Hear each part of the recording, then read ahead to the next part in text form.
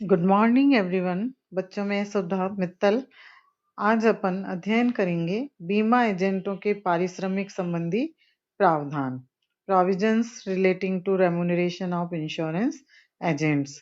जैसे कि अपन ने देखा, बीमा एजेंट के पारिश्रमिक को निर्धारित करने के लिए एक योजना बनाई जाती है और उस पारिश्रमिक योजना के कई ऐसे घटक के बारे में हमने जाना कि कैसे उनके पारिश्रमिक को विभिन्न फैक्टर्स इफेक्ट करते हैं और विभिन्न तत्वों को ध्यान में रखते हुए एजेंटों के पारिश्रमिक का निर्धारण किया जाता है। बीमा एजेंट के पारिश्रमिक के संबंध में कुछ प्रावधान बीमा अधिनियम 1938 में दिए गए हैं। उन प्रावधानों में से कुछ प्रावधान सन 1950 के बाद से लागू होने बंद हो गए तथा कुछ प्रावधान आज भी प्रभावी हैं। वर्तमान में प्रभावी प्रावधानों को हम संक्षेप में देखेंगे। उनका अध्ययन अपन नीचे दिए गए प्रावधानों के अनुरूप करेंगे। एजेंट को उसके माध्यम से जारी बीमा पत्रों पर ही पारिश्रमिक। प्रत्येक बीमा एजेंट को केवल उन्हीं बीमा पत्रों के लिए पारिश्रमिक का भुगतान किया जा सकता है जो उसके माध्यम से जारी किए गए हैं। किसी एक एजेंट के माध्यम से जारी किए गए बीमा पत्रों पर किसी अन्य एजेंट को पारिश्रमिक का किसी भी रूप में भुगतान नहीं किया जा सकता है। सेक्शन 42A में ये प्रावधान है कि जो बीमा एजेंट जिस बीमा पत्र को जारी करता है उसका पारिश्रमिक उसी बीमा एजेंट को प्राप्त होगा। उस बीमा पत्र को जारी यदि कोई अन्य व्यक्ति या दूसरा एजेंट करता है तो उसे उसका पारिश्रमिक का भुगतान नहीं दिया जाएगा। इसी प्रकार से कालातीत बीमा पत्रों के पुनर्चलन का पारिश्रमिक। कभी कभी कोई बीमा पत्र कालातीत हो जाते हैं और उसका पुनर्चलन चिकित्सा जांच द्वारा करवाया जाता है। कालातीत से मतलब है कि बीमा कई बार पॉलिसी ऐसी होती है जो कि समय व्यतीत होने पर वो समाप्त हो जाती हैं। तो ऐसे बीमा पत्रों को वापस से जारी करने के लिए प्रयास किया जाता है। ऐसी दशा में बीमाकर्ता उस बीमा पत्र के जारी कराने वाले एजेंट, यदि वह एजेंट आज भी हैं, तो उसको सूचित करेगा तथा एक निश्चित अवधि के भीतर, और ये अवधि कम से कम 1 माह की हो सकती है, उस बीमा पत्र को पुनर्चलन कराने का अवसर देगा, यानी उसको वापस से रिवाइज करा देगा। यदि वह इस अवधि में उस बीमा पत्र को पुनर्चलित कराने का कार्य नहीं करता है तो बीमाकर्ता किसी अन्य एजेंट को उसके पुनर्चलन हेतु कहेगा। तब बीमाकर्ता उस पुनर्चलित बीमा पत्र का कमीशन उस अन्य एजेंट को भुगतान कर सकेगा। ऐसे अन्य एजेंट का पारिश्रमिक उस बीमा पत्र को जारी कराने वाले एजेंट को मिलने वाले पारिश्रमिक की राशि के आधे से अधिक नहीं हो सकता है। उस अन्य एजेंट को पुनर्चलन की प्रीमियम राशि तथा नवीकरण प्रीमियम राशि पर पारिश्रमिक प्राप्त होगा। ये प्रावधान धारा 40(2)(a) का उपबंध इसके अंतर्गत निर्धारित है। कुछ दशाओं में ग्रेच्युटी एवं नवीकरण कमीशन का भुगतान। यदि किसी एजेंट को 27 जनवरी 1937 के पूर्व किसी अनुबंध के अधीन ग्रेच्युटी या नवीकरण कमीशन के भुगतान प्राप्ति का अधिकार है, तो उस एजेंट की मृत्यु के बाद उसके माध्यम से उक्त तिथि तक हुए बीमा व्यवसाय पर ग्रेच्युटी या नवीकरण कमीशन उसके प्रतिनिधियों को प्राप्त करने का अधिकार होगा। सेक्शन 43 में ये प्रावधान दिया गया है। जीवन बीमा पत्रों पर पारिश्रमिक की अधिकतम सीमा। 31 दिसंबर 1950 के बाद अर्थात वर्तमान में कोई भी बीमाकर्ता किसी भी एजेंट को निर्धारित सीमाओं में ही जीवन बीमा व्यवसाय पर कमीशन का भुगतान कर सकेगा या भुगतान करने का अनुबंध कर सकेगा। इतना ही नहीं, एजेंट पर भी ऐसा ही प्रतिबंध लगाया गया है। इस प्रतिबंध के अनुसार कोई भी एजेंट अपने माध्यम से जारी किए गए बीमा पत्रों पर निर्धारित सीमाओं के बाहर कमीशन प्राप्त नहीं करेगा या कमीशन प्राप्त करने का अनुबंध नहीं करेगा। जीवन बीमा पत्रों पर देय कमीशन की अधिकतम सीमा निम्न प्रकार से होती है। यदि बीमा पत्र के अधीन एकल प्रीमियम के बदले तत्काल वार्षिकी या निलंबित वार्षिकी के भुगतान की व्यवस्था है, तो अधिकतम कमीशन उस प्रीमियम के 2% के बराबर हो सकता है। यदि बीमा पत्र के अधीन एकल प्रीमियम का ही भुगतान किया जाना है और निर्धारित तिथि को एक मुश्त बीमा लाभ देय है, तो उस एकल प्रीमियम की राशि के अधिकतम 2% राशि के बराबर कमीशन देय हो सकता है। यदि बीमा पत्र के अधीन एक से अधिक प्रीमियमों के बदले विलंबित वार्षिकी के भुगतान की व्यवस्था है, तो प्रथम वर्ष की प्रीमियम राशि के अधिकतम 7.5% के बराबर राशि का कमीशन दिया जा सकता है। तत्पश्चात प्रत्येक नवीनीकरण प्रीमियम की राशि के अधिकतम 2% राशि के बराबर कमीशन दिया जा सकता है।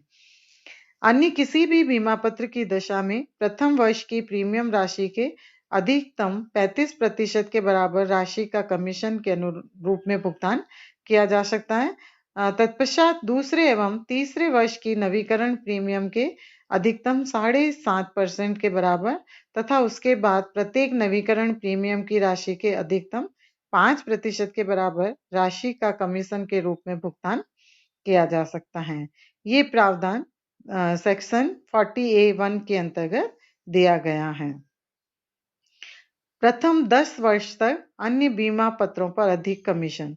कोई भी जीवन बीमा करता कंपनी अपने व्यवसाय के प्रथम 10 वर्ष तक की अवधि में अन्य बीमा पत्रों के प्रथम बिंदु 4 में वर्णित कि प्रथम वर्ष की प्रीमियम के अधिकतम 40% के बराबर राशि का कमीशन के रूप में भुगतान किया जा सकता है और एजेंट उसे प्राप्त कर सकता है। ये प्रावधान धारा 40A(1) का उपबंध के अंतर्गत निश्चित किया हुआ है। जीवन बीमा निगम द्वारा अन्य बीमा पत्रों पर देय कमीशन। भारतीय जीवन बीमा निगम अन्य बीमा पत्रों पर बिंदु 5(4) में वर्णित प्रथम वर्ष की प्रीमियम के 20% या 20% से कम राशि के पारिश्रमिक का भुगतान करता है तथा चौथे एवं पांचवें वर्ष की प्रीमियम पर देय कमीशन की राशि का 6% से अधिक नहीं है, तो निगम छठे वर्ष एवं उसके बाद के वर्षों की नवीकरण प्रीमियम की राशि के अधिकतम 6% के बराबर कमीशन का भुगतान किया जा सकता है। ये धारा 40A(1) का उपबंध है।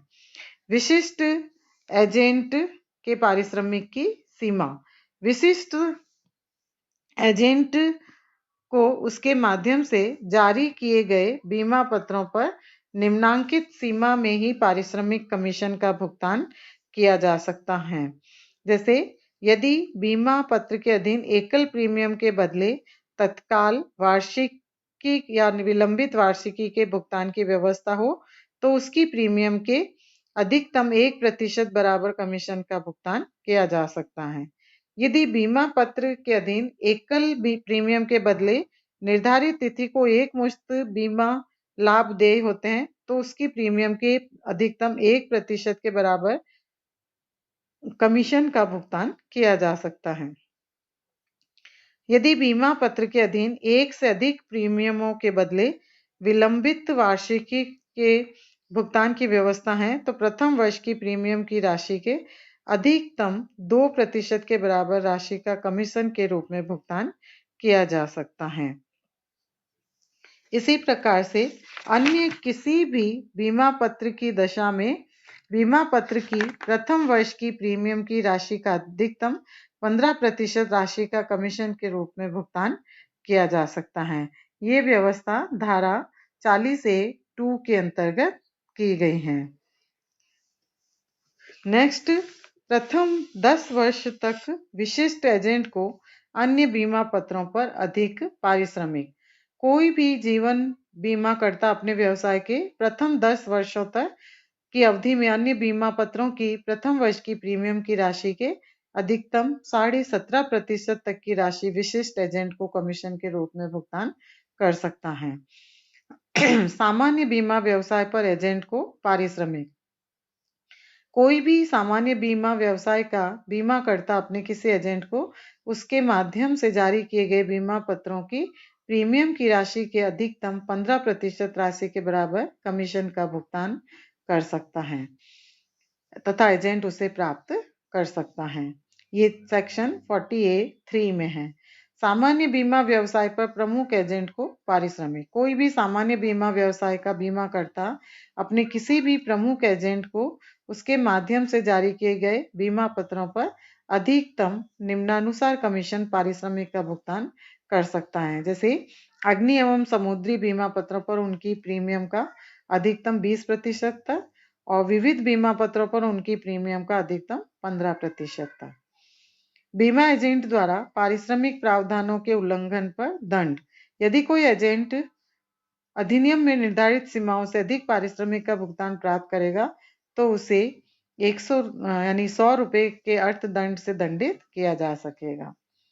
प्रमुख एजेंट की पारिश्रमिक सीमाओं का उल्लंघन करने पर बीमाकर्ता को दंड। यदि कोई बीमाकर्ता प्रमुख एजेंट को देय पारिश्रमिक की सीमाओं का उल्लंघन करता है तो उसे 100 रुपए तक के अर्थदंड से दंडित किया जा सकेगा।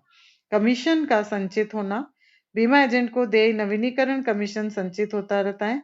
उसे प्रतिवर्ष किए जाने वाले नए बीमा व्यवसाय के लिए आगामी वर्ष में तथा पिछले सभी वर्षों में किए गए सभी बीमा व्यवसाय पर प्राप्त नवीनीकरण प्रीमियम पर कमीशन प्राप्त होता रहता है। एजेंसी की समाप्ति के बाद कमीशन। कभी कभी बीमा एजेंट एजेंसी का कार्य करना बंद कर देता है अथवा बीमा एजेंट की सेवाओं को बीमाकर्ता द्वारा समाप्त कर दिया जाता है। तो ऐसी दशाओं में भी एजेंट को नवीनीकरण बोनस दे होता रहता है, किंतु एजेंसी की समाप्ति के बाद बोनस निम्नलिखित दशाओं में ही दे होता है। एजेंट ने एजेंसी का कम से कम 5 वर्ष तक कार्य किया हो तथा एजेंसी समाप्ति तिथि से 1 वर्ष पहले तक एजेंट के माध्यम से प्राप्त कम से कम 50,000 रुपए के बीमा पत्र चालू हो। एजेंट ने एजेंसी का कम से कम 10 वर्ष कार्य कर लिया हो, किंतु निम्नांकित कारणों से एजेंसी समाप्त होने की दशा में नवीनीकरण कमीशन प्राप्त करने का अधिकार नहीं होगा। जैसे एजेंट द्वारा कपट करने के कारण एजेंसी समाप्त की गई हो या एजेंट ने प्रत्यक्ष या परोक्ष रूप से किसी अन्य व्यक्ति के लिए बीमा व्यवसाय प्राप्त किया हो या बीमा व्यवसाय हेतु आग्रह किया हो। फिर लास्ट वंशानुगत कमीशन। यदि किसी बीमा एजेंट की मृत्यु हो जाती है तो उसे प्राप्त होने वाला नवीनीकरण कमीशन उसके नामांकित अथवा उत्तराधिकारी को प्राप्त होता रहता है। ये धारा 44(2) के अंतर्गत प्रावधान है। तो इस प्रकार से किसी भी बीमा एजेंट के पारिश्रमिक संबंधी प्रमुख प्रावधान है जिनको बीमा व्यवसाय के अंतर्गत ध्यान में रखा जाता है।